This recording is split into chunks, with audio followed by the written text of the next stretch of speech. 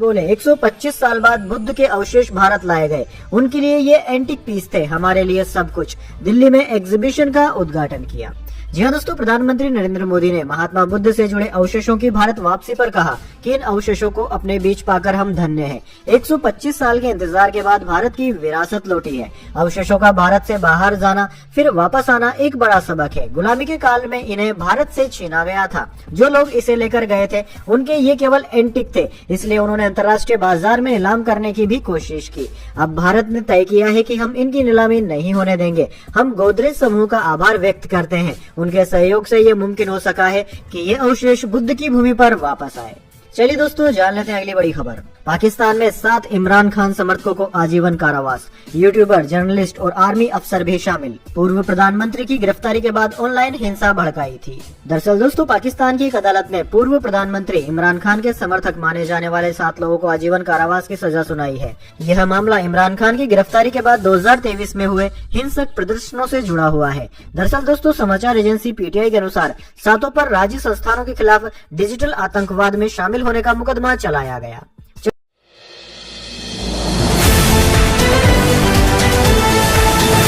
बनर्जी बोले, मुख्य चुनाव आयुक्त जादूगर, वोटर गायब कर रहे, भाजपा सांसद सांप की तरह, कितना भी दूध पिला लें एक दिन ढसेगा ही। जी हाँ दोस्तों, तृणमूल कांग्रेस टीएमसी के राष्ट्रीय महासचिव और ममता बनर्जी के भतीजे अभिषेक बनर्जी ने शनिवार को मुख्य चुनाव आयुक्त सीईसी ज्ञानेश कुमार को तंज कसते हुए वैनिश कुमार कहा और बीजेपी सांसदों की तुलना सांप से की। अभिषेक ने शनिवार को पश्चिम बंगाल के अलीपुर द्वार में जनसभा को संबोधित किया। इस दौरान उन्होंने आरोप लगाया कि पश्चिम बंगाल में चल रहे स्पेशल इंसेंटिव रिवीजन यानी कि एसआईआर के दौरान बड़ी संख्या में वैध मतदाताओं के नाम वोटर लिस्ट से गलत तरीके से हटाए जा रहे हैं। उन्होंने कहा कि आप ज्ञानेश कुमार को जानते हैं, वे जादूगर हैं। जिंदा लोगों को वोटर लिस्ट से गायब कर देते हैं और मरे हुए लोगों को जिंदा दिखा देते हैं, इसलिए अब उनका नाम वैनिश कुमार है।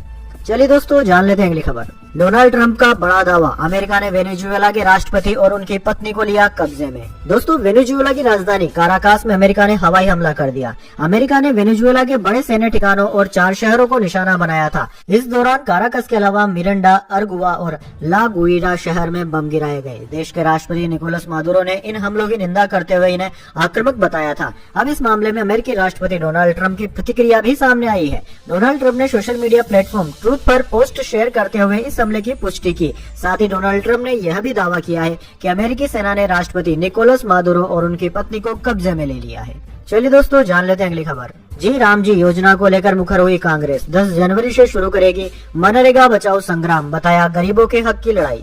जी हाँ दोस्तों, कांग्रेस पार्टी ने केंद्र सरकार से जी राम जी कानून को वापस लेने की मांग करते हुए 10 जनवरी 2026 से देश भर में मनरेगा बचाओ संग्राम शुरू करने का ऐलान किया है। कांग्रेस का कहना है कि इस आंदोलन का मकसद गरीब मजदूरों, महिलाओं और आदिवासियों के हितों की रक्षा करना है और मनरेगा को कमजोर होने से बचाना है। दरअसल दोस्तों, कांग्रेस का कहना है कि मनरेगा बचाओ संग्राम का एक बड़ा उद्देश्य पंचायती राज संस्थानों को मजबूत बनाए रखना है। पार्टी के अनुसार मनरेगा को केंद्र से नियंत्रित करने के बजाय ग्राम पंचायतों के माध्यम से चलाया जाना चाहिए ताकि स्थानीय जरूरतों के अनुसार काम और रोजगार मिल सके। चलिए दोस्तों, जान लेते हैं अगली खबर। तिरुपति के गोविंद राज स्वामी मंदिर पर नशे में चढ़ा व्यक्ति, शराब मांगी, पुलिस ने पहुंचाई तब नीचे उतरा, गार्ड्स को चकमा देकर ऊपर पहुंचा था।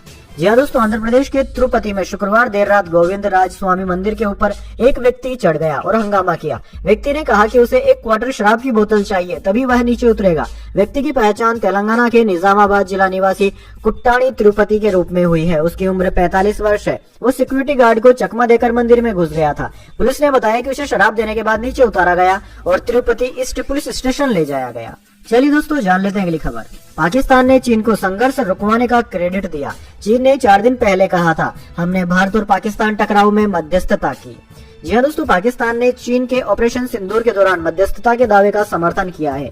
चीन के दावे से जुड़े सवाल के जवाब में पाकिस्तानी विदेश मंत्रालय के प्रवक्ता ताहिर अंद्राबी ने गुरुवार को प्रेस ब्रीफिंग में कहा कि चीनी नेता उन दिनों पाकिस्तानी नेतृत्व के साथ लगातार संपर्क में थे। चीन के नेताओं ने भारतीय नेतृत्व से भी कुछ बातचीत की थी। वहीं दोस्तों, पाकिस्तान का यह बयान चीन के विदेश मंत्री वांग यू के बयान के बाद आया है। वांग यू ने 30 दिसंबर को बीजिंग में कहा था कि चीन दुनिया के कई संघर्षों को सुलझाने में मदद करता है। चलिए दोस्तों, जान लेते हैं अगली खबर। एयर और वाटर प्यूरिफायर 13% तक सस्ते होंगे। जीएसटी 18% से घटकर 5% कर सकती है सरकार। 15,000 के प्यूरिफायर पर 1950 रुपए की बचत होगी। जी हाँ दोस्तों, देश के कई हिस्सों में बढ़ते प्रदूषण और खराब एयर क्वालिटी के बीच आम आदमी के लिए राहत की खबर आ रही है। दरअसल दोस्तों, सरकार एयर और वाटर प्यूरिफायर पर लगने वाले जीएसटी में बड़ी कटौती करने की तैयारी में है। बिजनेस स्टैंडर्ड की एक रिपोर्ट के अनुसार जीएसटी काउंसिल अगले 15 दिनों के भीतर एक बैठक कर सकती है, जिसमें इन उपकरणों पर टैक्स को 18% से घटाकर 5% करने के प्रस्ताव पर चर्चा होने की संभावना है। अभी तक दोस्तों एयर और वाटर प्यूरिफायर को डिस्क्रिमिनेशन यानी कि विलासिता लग्जरी वाली कैटेगरी में रखा गया है, जिसके कारण इन पर 18% जीएसटी लगता है। चलिए दोस्तों, जान लेते हैं अगली बड़ी खबर। राजस्थान में नए साल में पहली बार तापमान 0 डिग्री। मध्य प्रदेश में अगले 3 दिन घना कोहरा। केदारनाथ में बर्फबारी। बद्रीनाथ में टेम्परेचर -13 डिग्री। जी हाँ दोस्तों, राजस्थान में एक साल में पहली बार तापमान 0 डिग्री पहुंचा। हिल स्टेशन माउंट आबू में पारा जमाव बिंदु पर आ गया। रेगिस्तानी जिलों बाड़मेर बीकानेर में भी कड़ाके की सर्दी पड़ रही है। वहीं दोस्तों सीकर हनुमानगढ़ समेत 10 जिलों में कोहरे का अलर्ट जारी किया गया है। इसके अलावा मध्य प्रदेश में अगले 3 दिन घना कोहरा छाया रहेगा। फिर तेज सर्दी का दौर आएगा। भोपाल और इंदौर में बारिश के आसार हैं। मौसम विभाग की माने तो जनवरी में 15 से लेकर 20 दिन तक शीतलहर चल सकती है। इसके अलावा दोस्तों उत्तराखंड में केदारनाथ, बद्रीनाथ और हेमकुंड साहिब समेत पिथौरागढ़ में बर्फ गिरी, जिससे निचले इलाकों में ठंड बढ़ गई। 7 शहरों में तापमान 0 से नीचे पहुंच गया। बद्रीनाथ में तापमान -13 डिग्री सेल्सियस दर्ज किया गया है।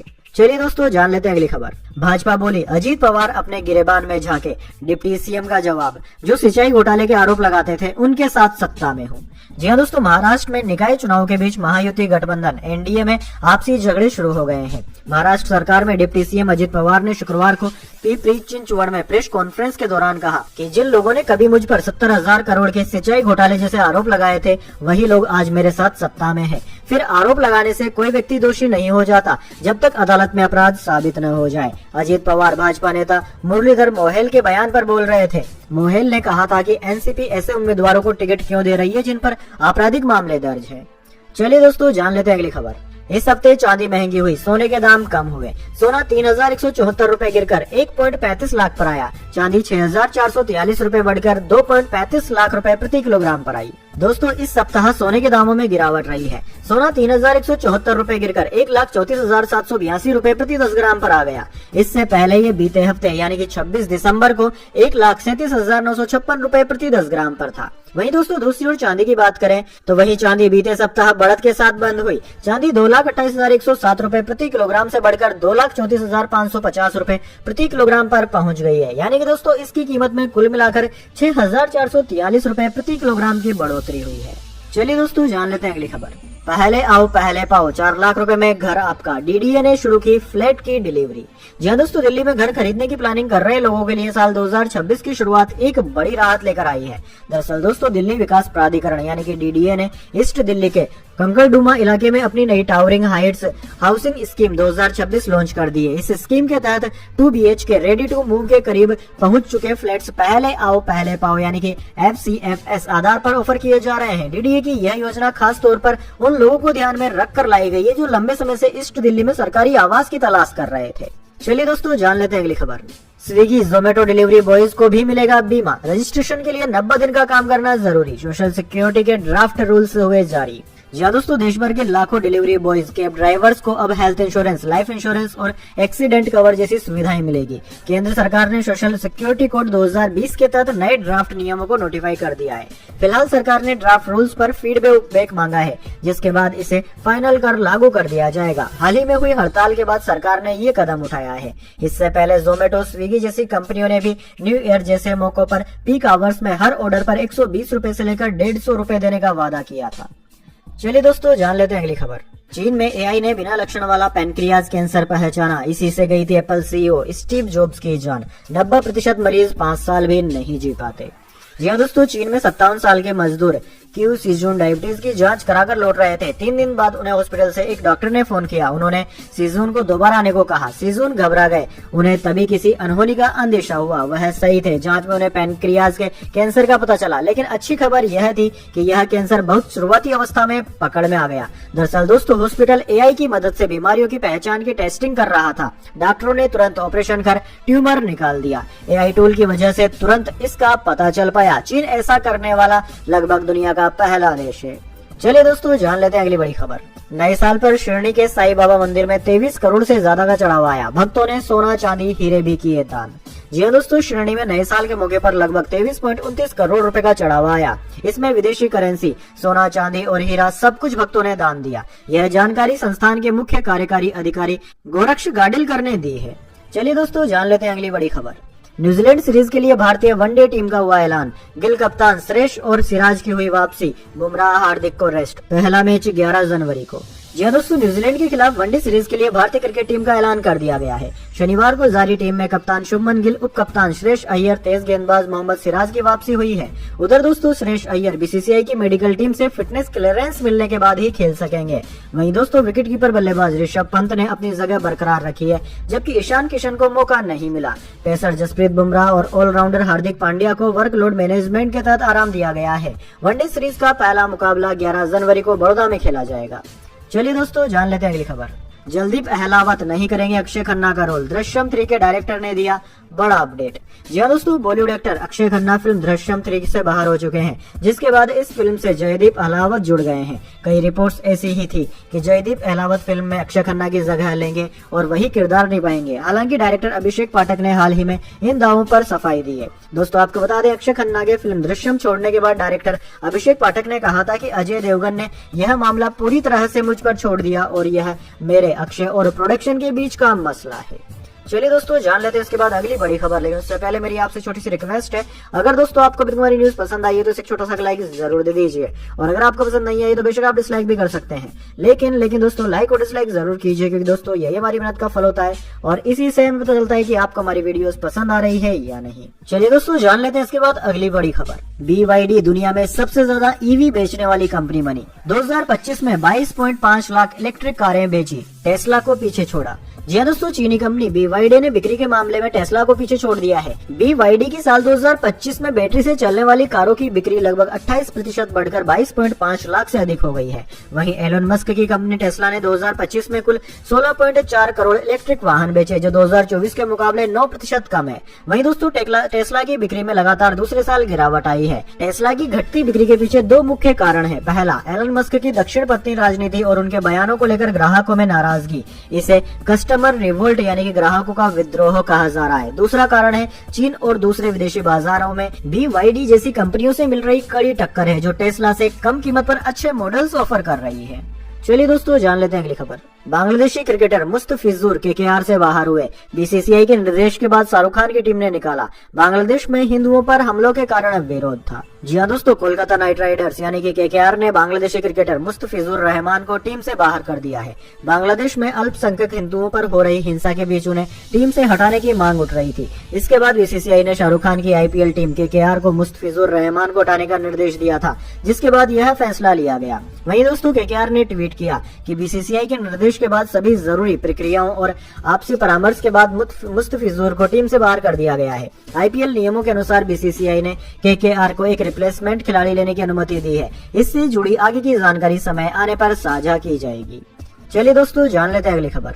ईवी बैटरियों पर 21 अंकों का यूनिक नंबर लगेगा। क्वालिटी और असली लाइफ चेक करना आसान होगा। रिसाइकिल होने पर भी मिलेगा नया नंबर। जी हाँ दोस्तों, मिनिस्ट्री ऑफ रोड ट्रांसपोर्ट ने इलेक्ट्रिक व्हीकल यानी कि ईवी की बैटरियों की पहचान और उनकी ट्रैकिंग के लिए एक नया सिस्टम तैयार किया है। सरकार ने प्रस्ताव दिया है कि देश में हर ईवी बैटरी का अपना एक यूनिक आइडेंटिफिकेशन नंबर होगा, जिसे बैटरी पैक आधार नंबर कहा जाएगा। यह नंबर 21 अंकों का होगा, जिससे बैटरी के बनने से लेकर उनके खराब होने या फिर रिसाइकिल होने तक की पूरी जानकारी एक क्लिक पर मिल सकेगी। मिनिस्ट्री की जारी ड्राफ्ट गाइडलाइंस के अनुसार बैटरी बनाने वाली कंपनियों और इन्हें इंपोर्ट करने वालों के लिए यह अनिवार्य होगा कि वे हर बैटरी पैक को एक 21 कैरेक्टर वाला VPN असाइन करें। चलिए दोस्तों जान लेते हैं अगली खबर। छत्तीसगढ़ में 14 नक्सली ढेर। देवा का 20 नक्सलियों समेत सरेंडर। सुकमा में 12, बीजापुर में 2 मारे गए। सभी के शव, हथियार बरामद। जी हाँ दोस्तों, छत्तीसगढ़ में शनिवार सुबह 2 अलग अलग जगहों पर मुठभेड़ में सुरक्षा कर्मियों ने 14 नक्सलियों को मार गिराया। सुकमा के क्रिस्टाराम इलाके में 12 और बीजापुर में 2 नक्सली मारे गए। सभी के शव और हथियार बरामद कर लिए गए हैं। इलाके में सर्च ऑपरेशन जारी है। दोनों ओर से रुक रुक कर फायरिंग हो रही है। चलिए दोस्तों जान लेते हैं अगली खबर। हैदराबाद में ज्वेलरी शॉप में पिस्तौल कुल्हाड़ी लेकर घुसे बदमाश, दुकानदार अकेले ही दोनों से भिड़ा। लुटेरे ज्वेलरी से भरा बैग छोड़कर खाली हाथ भागे। जी हाँ दोस्तों, हैदराबाद के रामपल्ली एक्स रोड इलाके में एक ज्वेलरी शॉप में लूट की बड़ी कोशिश नाकाम हो गई। शुक्रवार को दो अज्ञात बदमाश अपने चेहरे पर नकाब ढककर दुकान में घुसे थे, लेकिन दुकानदार ने बहादुरी से दोनों लुटेरों का सामना किया और उन्हें खाली हाथ भगा दिया। पूरी घटना सीसीटीवी कैमरे में रिकॉर्ड हो गई। इसका वीडियो शनिवार को वायरल हो गया। चलिए दोस्तों, जान लेते हैं अगली खबर। मोहन भागवत बोले, भाजपा को आरएसएस कंट्रोल नहीं करता, संघ को पार्टी के नजरिए से देखना गलत। आरएसएस पैरा मिलिट्री फोर्स नहीं है। जी हाँ दोस्तों, राष्ट्रीय स्वयंसेवक संघ आरएसएस प्रमुख डॉक्टर मोहन भागवत ने शुक्रवार को कहा कि भाजपा या विश्व हिंदू परिषद के नजरिए से आरएसएस को समझना गलत है। सभी स्वतंत्र रूप से काम करते हैं और संघ किसी यानी कि भाजपा को कंट्रोल नहीं करता है। संघ का उद्देश्य सत्ता, टिकट या फिर चुनाव नहीं, बल्कि समाज की गुणवत्ता और चरित्र निर्माण है। भोपाल में आरएसएस के 100 साल पूरे होने पर आयोजित प्रमुख जनगोष्ठी में बोलते हुए भागवत ने कहा कि हम वर्दी पहनते हैं, मार्च निकालते हैं और लाठी का अभ्यास करते हैं। ऐसे में अगर कोई सोचता है कि यह एक पैरा मिलिट्री फोर्स है तो यह एक गलती है। चलिए दोस्तों, जान लेते हैं अगली खबर। सिद्धारमैया बोले, मनरेगा हटाकर सरकार ने महात्मा गांधी को दूसरी बार मारा। बीजेपी और आरएसएस महिला दलित विरोधी है। कांग्रेस 10 जनवरी से देश भर में आंदोलन करेगी। जी हाँ दोस्तों, कर्नाटक के सीएम सिद्धारमैया ने शनिवार को मनरेगा स्कीम की जगह लाए गए विकसित भारत गारंटी रोजगार आजीविका मिशन ग्रामीण एक्ट वीबीजी राम जी की आलोचना की। उन्होंने कहा कि महात्मा गांधी को पहली बार गोडसे ने मारा था, लेकिन मनरेगा को खत्म करके केंद्र सरकार ने दूसरी बार महात्मा गांधी को मारा है। बेंगलुरु के एक कार्यक्रम में सिद्धारमैया ने कहा कि मनरेगा का मकसद गरीब और छोटे किसानों को फायदा पहुंचाना था। चलिए दोस्तों, जान लेते हैं अगली खबर। आशीष विद्यार्थी और उनकी पत्नी सड़क हादसे में घायल हुई। गुवाहाटी में बाइक ने टक्कर मारी। घटना के बाद एक्टर बोले, घबराने की जरूरत नहीं। जी हाँ दोस्तों, बॉलीवुड एक्टर आशीष विद्यार्थी और उनकी पत्नी रूपाली बरुआ शुक्रवार देर रात गुवाहाटी के जू रोड इलाके में हुए एक सड़क हादसे में घायल हो गए। यह हादसा शुक्रवार रात करीब 12 बजे द गुवाहाटी एंट्रेंस होटल के सामने हुआ। मिली जानकारी के अनुसार डिनर के बाद कपल होटल के रेस्टोरेंट से बाहर निकल रहे थे। उसी दौरान सड़क पार करते समय यह हादसा हो गया। पुलिस के अनुसार एक तेज रफ्तार बाइक ने सड़क पार करते समय दोनों को टक्कर मार दी। बाइक गुवाहाटी के चांदमारी इलाके की तरफ से तेज गति से आ रही थी। चलिए दोस्तों, जान लेते हैं अगली खबर। न्यूजीलैंड में सिखों का विरोध बढ़ा। विरोधी बोले, हेलमेट की छूट, गात्रा पहनते हैं, खालिस्तान का झंडा फहरा रहे, चुनाव की वजह से ध्रुवीकरण। जी दोस्तों, न्यूजीलैंड में सिखों, हिंदुओं और अन्य धर्मों पर बयानबाजी तेज हो गई है। कई लोग और गुट क्रिश्चियन के अलावा अन्य धर्मों का न्यूजीलैंड में विरोध भी कर रहे हैं। बीते दिनों सिखों के नगर कीर्तन को रोकने वाले ब्रायन टमाकी गुट के अलावा न्यूजीलैंड के न्यू नेशनल पार्टी के नाम पर बने पेज पर भारतीय लोगों को लेकर बहस की जा रही है। इसका कारण न्यूजीलैंड में 2026 का आम चुनाव बताया जा रहा है। हालांकि दोस्तों, इसकी डेट फाइनल नहीं हुई है, लेकिन इससे पहले सिख निशाने पर आ गए हैं। तो दोस्तों, यह थी आज की तमाम बड़ी खबरें। इसके बाद दोस्तों बारी आती है आज के माइंड क्यूज क्वेश्चन की। जी हाँ दोस्तों, एक आसान से सवाल का जवाब देकर आप जीत सकते हैं एक सरप्राइज गिफ्ट हमारे यूट्यूब चैनल की ओर से। तो दोस्तों, आज का सवाल आपकी स्क्रीन पर आ चुका है। भारत के कौन से राज्य में सफेद टाइगर पाया जाता है? जी हाँ दोस्तों, अगर आप जानते हैं भारत के उस राज्य का नाम जहां पर के व्हाइट टाइगर यानी कि सफेद बाघ पाया जाता है, तो जल्दी से उस राज्य का नाम कर उसमें लिख दीजिए। अगर दोस्तों आपका जवाब होता है एकदम सही और आप चले जाते हैं लकी विजेता के रूप में, तो आपको मिल सकता है एक सरप्राइज गिफ्ट हमारे यूट्यूब चैनल की ओर से। तो दोस्तों, जल्दी से अपना उत्तर कमेंट बॉक्स में लिख दीजिए।